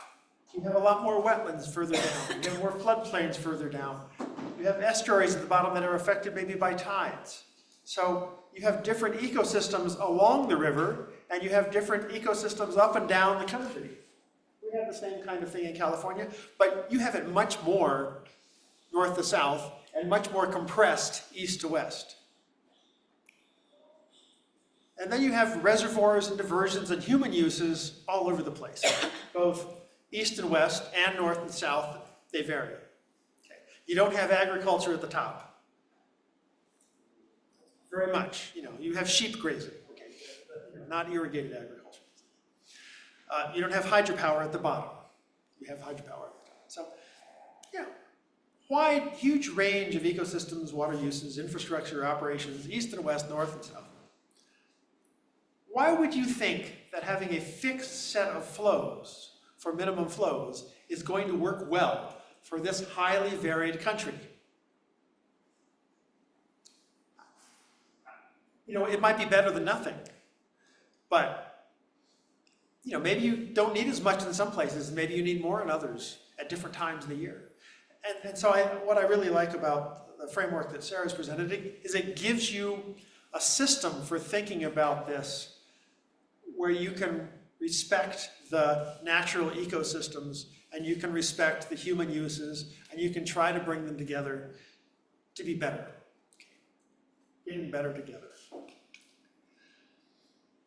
Okay, other aspects of water management and the environment together. Karrigan, Börk mentioned portfolios in terms of the portfolio of laws we have in California for managing water. I want to give a little different twist on the idea of portfolios, because I'm an engineer. And we always have all the different professions have different meanings for the same words. This is a human tragedy, but it's a professional necessity, I'm afraid. Reality, anyway. In engineering, we have portfolio approaches to problems. And so here I have portfolio approaches for water systems, water supply systems. So we have different water sources. We have different ways of moving water. We have different ways of storing water, different ways of treating water, all on the supply side of providing water. In managing water supply systems, we also manage demands, particularly in California and in dry places. So we have plumbing codes, we have conservation, we have efficiency measures of all types where we try to influence water demand. We buy and sell water to move water, something we do here in Chile quite a bit. And then for water supplies, we have incentives to make people work better together, right? Because these are big basins, we have thousands, if not millions of people, each of which wants something different. What kind of incentives, what kind of institutions do you have so people can get along better? So we have pricing, we have education, markets, shaming, oh, you bad person, you use too much water. It's very effective, it's very effective. It's not perfectly effective, but sometimes it helps. Subsidies and taxes and things like that. We have portfolios of actions that we can do for all of our different purposes of water management. You have them for water quality. Okay, Chile is one of the few countries in the world where you can drink water out of the tap in almost any city. Why does that work? Well, we have what's called a multiple barrier approach. We regulate and ban chemicals so they don't get anywhere near the water supply. Source protection, we regulate the rivers and the lakes so they have groundwater so that they have better quality water. Not perfect, but better. We treat the drinking water.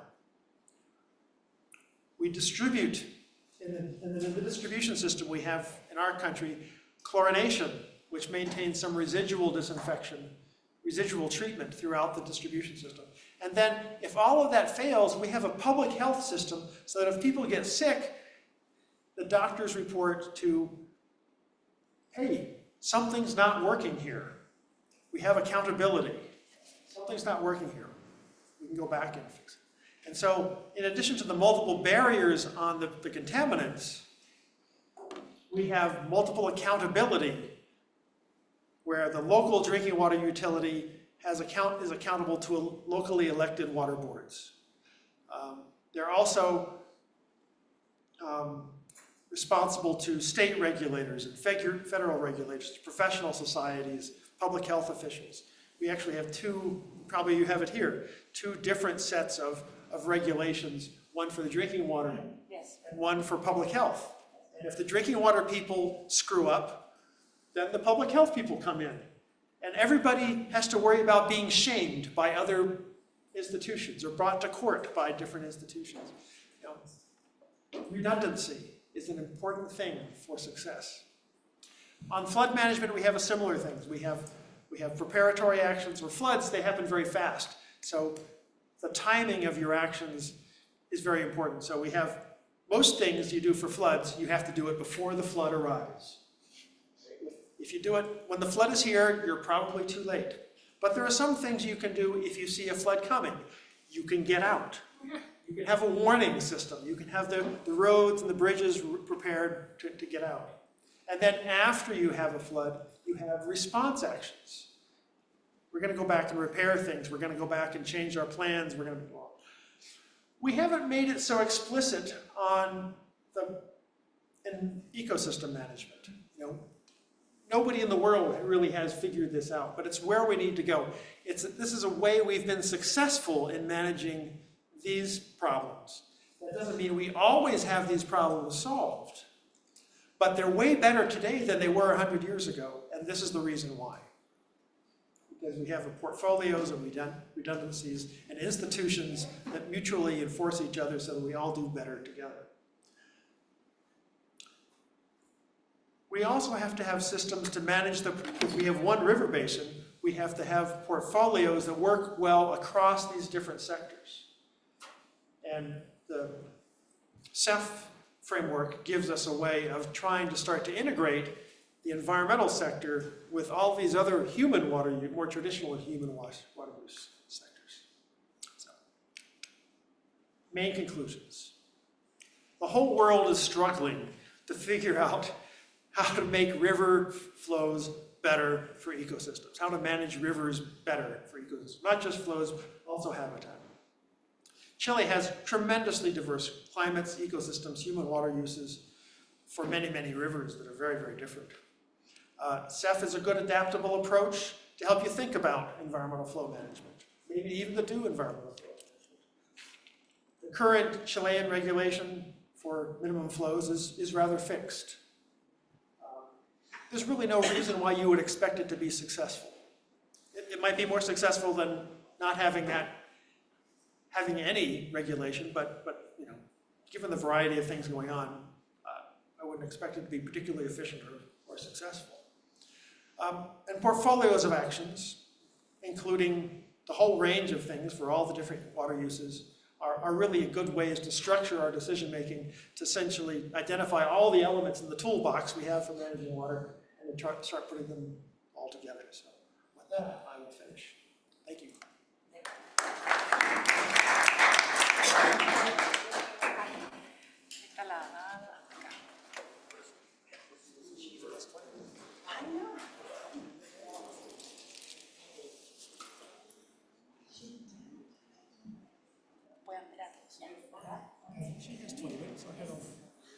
Yeah. So technical adjustments for some of the questions. I can't see you, sir. I'm here. But we're trying to face to face. I'm like the host, but I really didn't want to host. I'm just the ER, VIP of the project. Sorry. Now we're having this camera up. We're just having a few more minutes of a conversation that we hope has arisen with these presentations. We received a lot of comments and questions. We're trying to get some of the questions. Algunas preguntas vamos a lograr. Algunas, sí. Vamos a tener que elegir. I want to tell you that the questions and comments, there in California and here in Chile will not go unnoticed. We will receive them, you're part of the project, and some of your questions will be useful for us to see if what we're thinking and imagining could be done or in what way. So please, if you have more, send them up today to our research assistant, which is collecting everything, okay? And I go for our California friends and the ones that are here. Well, Claudia Sangüesa, which is our University of Talca researcher and supervision borders, has been seeing the questions and you're gonna see what we're gonna ask. We have a moderator here because she's been filtering, okay? We couldn't ask everything, so, you know, and we have to be very precise. Probably this won't be the last time we'll talk about this, either we or with you. Like Claudia said, the water world is really small, or we tend to bump into each other, so to speak, right? So, Claudia, I think you have some of the questions. Do you want me to translate? And then we have the translations. La respuesta va a ser en inglés. The answer is going to be in English, okay? But we're just going to go to the questions. I will translate for you, okay? Because we have the translation from English to Spanish, but not the other way around. Bueno, muchas gracias, Camila. Buenas tardes a todos los que nos han saludado. Han llegado varias preguntas, de verdad es un tema muy interesante y muy de ahora, que es necesario poder avanzar como país. Bueno, vamos con la primera pregunta. Dice, ¿cómo compatibilizar la regulación jurídica de un caudal mínimo ambiental ecológico, considerando escenarios dinámicos que pueden ir evolucionando por la influencia del cambio climático? No dice para qué. Yo creo que es muy abierta, porque también hay otra pregunta, ¿cómo se ajustan los caudales mínimos si hay menos lluvia? Bueno, es la idea. Sí. The question is how the regulatory law, how the regulatory regulation adjusts to the flexibility that functional or the environment needs. That would be more of a me question than a you question, right? Yes. It's a Karrigan question. Karrigan probably, well, Karrigan's teaching. And the other question for you, Sarah, is how do you adjust the functional flows when you have less rainfall?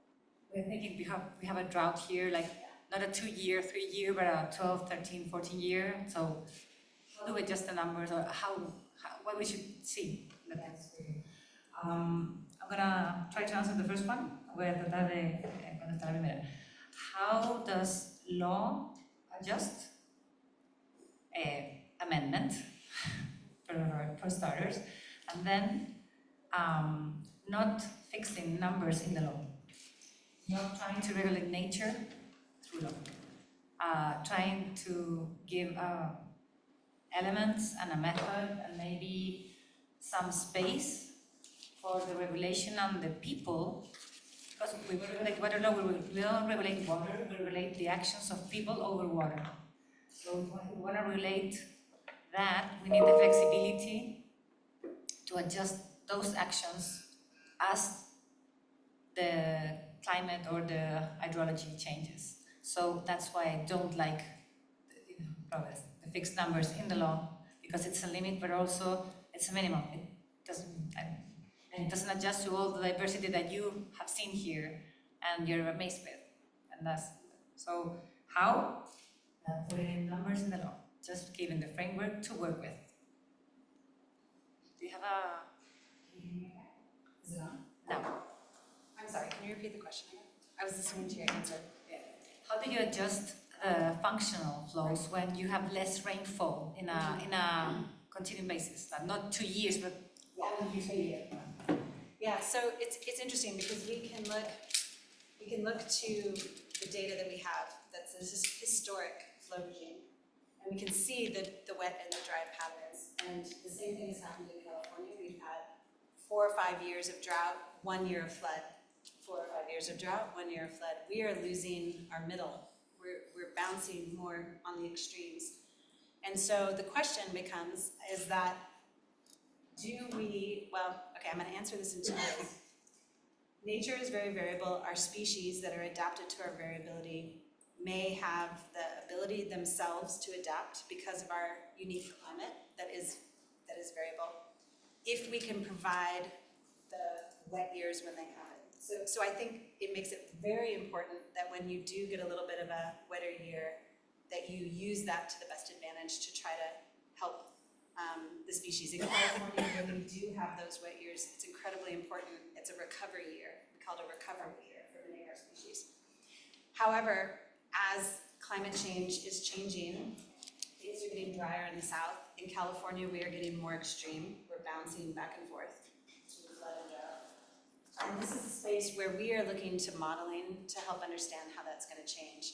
There may be, we have climate forecasts and modeling that shows us how continued climate is going to change and what that natural variability is going to be moving forward.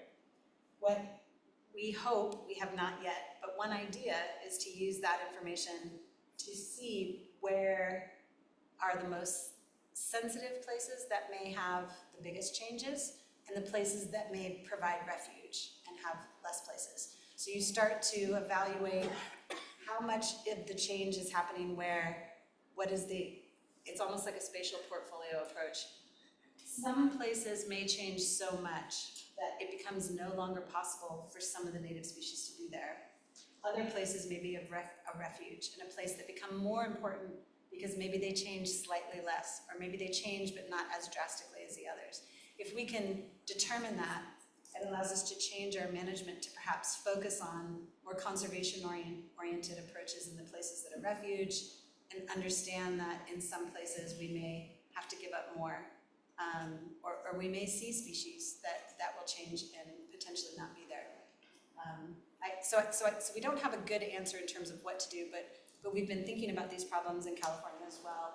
We have ideas about how to address them. One thing that I think might be a little different in California is we have very, very large dams in some places that can store multiple years of water because of the nature of our water infrastructure. We also have discussions about should we use that stored water to continue to create the flow regimes that the species are adapted to, even though the climate is changing. It's a very interesting ecological question. So it's a long answer. I know it's a long answer. There's not a good answer. I'm just talking about, I just want to throw out ideas that we've been thinking about. We should take that in account, you know? Yeah. We're here, I'm going to read it in English. Claudia is selecting, and we have 2 questions for both of you, and then we're going to have to close the time, but then we have a closing coffee that we all can continue the conversation outside because we need to get out the vote. We say, for Jay and me, the CFS recent, but can you comment on the problems that you found in the implementation when you have to cut short on flows in non-productive, like not in the season where you need to irrigation crops? Have you curtailed crops, for example, have to give less water to in some seasons to more nature, less? How do you address that? And that's the second one. Sorry, is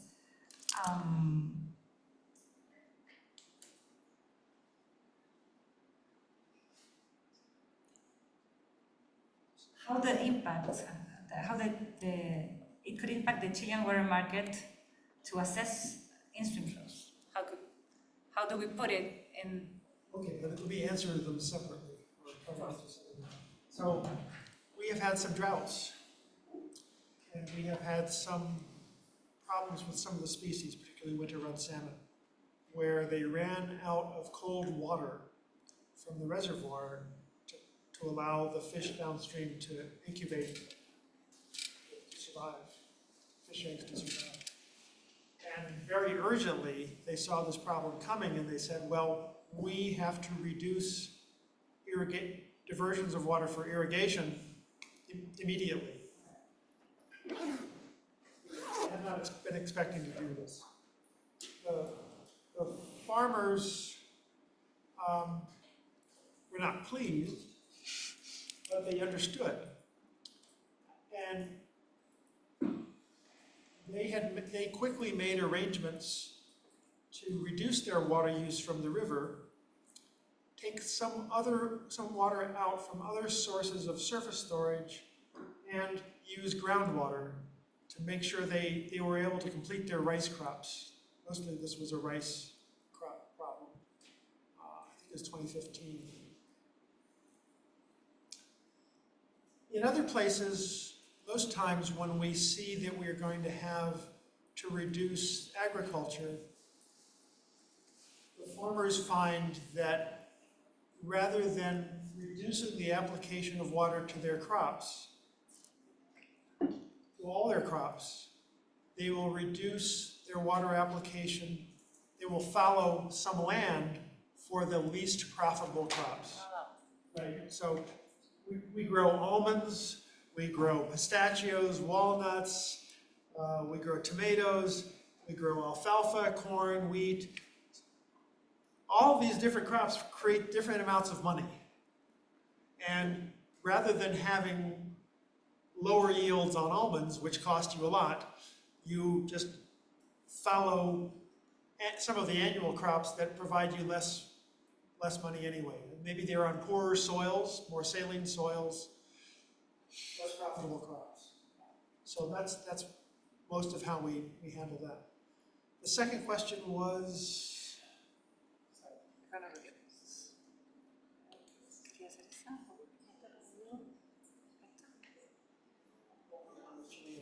the second question, if I recall right, was the impacts of these kind of regulations on Chilean water How do the market. water market adjust? But I think you already answered. So they adjust in the crops and in the water. But there's some interesting water market aspects of this. We have added some environmental regulations on some of our streams in Northern California.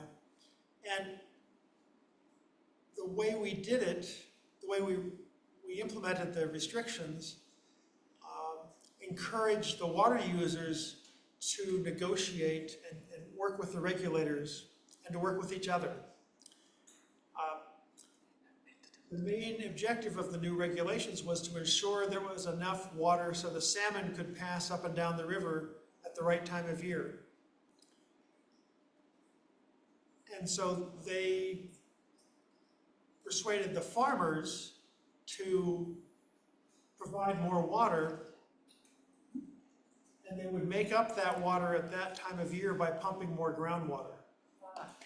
And I think even in one case, some of the farmers pumped groundwater and put it into the river. So that used kind of a market mechanism to have everybody cooperate better. One of the things I really like about the way water markets have worked in California is they've been used as a mechanism to help people cooperate rather than fight as much. We have one last one, and it could be addressed by Jay and Diego. Read in Spanish. Okay, muchas gracias. Esta pregunta que le vamos a hacer a Diego, hay como tres preguntas que son similares. Se refiere a, por ejemplo, ¿se sabe cuánta agua están utilizando las empresas o las ciudades? ¿Se pueden estimar con algunos modelos? O la ciencia ciudadana podría ser una aliada para obtener más datos. Yeah. Yeah, so the question are about, first, if, for instance, citizen science it could be a good approach to work with, and the other one, if we have reliable and updated data about water uses within the watershed. And about the information, I think we have been advancing a lot with the resources we have, when the regulation we have, but I think that still we are not being able to communicate to the rest of the stakeholders the importance of what is happening within the watershed. It is not only knowing how much rainfall is falling in the boundaries of the watershed and how much water is going out at the outlet. We need more information about what is happening within. And if that information is already available, the answer is no. but we are generating that information. And I think we are starting a new stage in terms of information, and I think in a couple of years we will be able to estimate or to have that information, but I'm not sure if the DGA or other authority will be in charge and will get all the resources to do that, because it is a problem of data management, and moreover it's a problem of water governance. So I would like to have the chief water data officer of the country, and I want to get that position for me. Because that person will be in charge of providing the guidelines to all the rest of the institution to really use the information using the fair requirements. And the second one about citizen science, I think that there has been a kind of, when you look over your shoulders to the citizens about the knowledge they have and the information they have, and I think we have to change that very quickly, and we have to be very, humble could be the word to say that we don't have all the information, or we are not capturing all the variables which are important to the processes.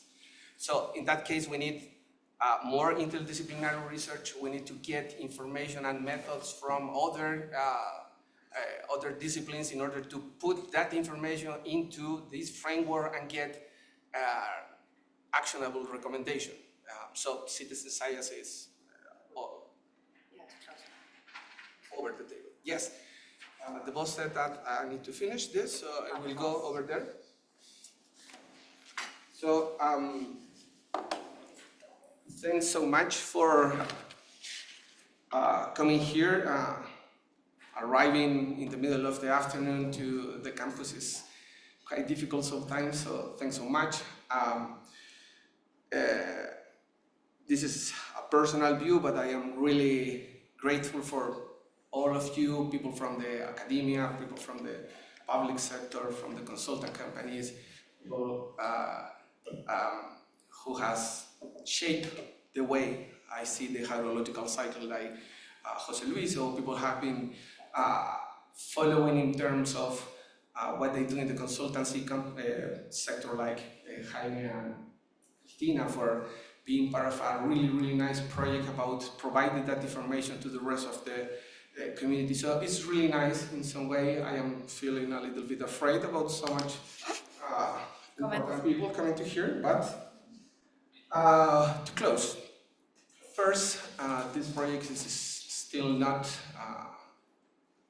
finished, so still we have to draft the conclusion, and once we get that, we will send you all the conclusion to each one of you to share it as your will.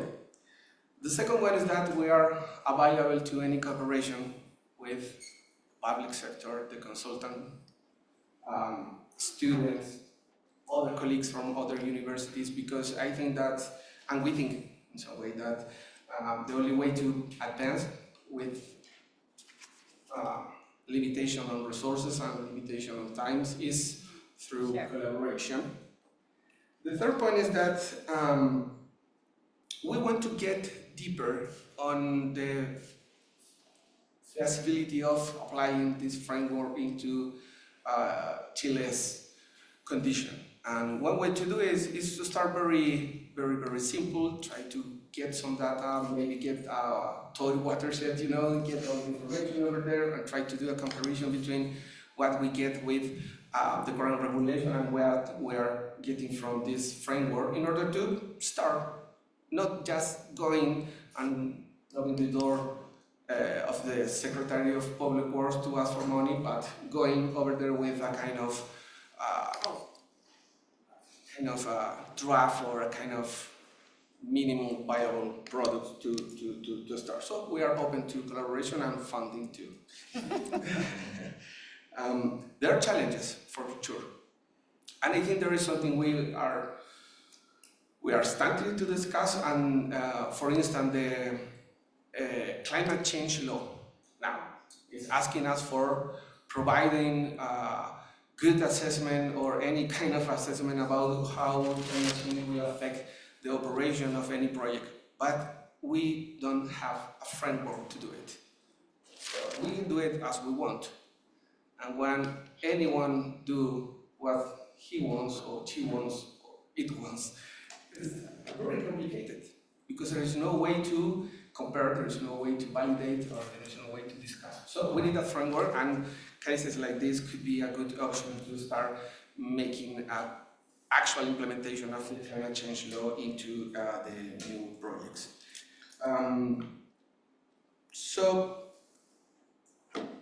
I think this seminar is a starting point. We are not finished anything here. We are just starting a collaboration. We are just starting building new ideas, building new hypotheses, and we are very open, and we are waiting for you to improve this hypothesis or research question and to put this into research projects or consultancy company, consultancy projects, or maybe to create public goods with some external funding in order to put this to the public.